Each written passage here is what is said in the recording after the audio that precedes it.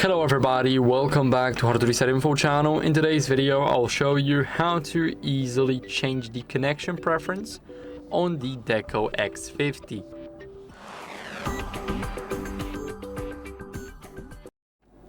So what we want to do first is we want to click on everything looks good. So we open this menu right here.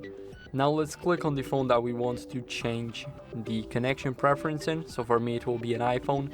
Now here, go to connection preference and we can change the current connection. As you guys can see here, we have it. That's the current one, and we can change the preferred Wi-Fi band.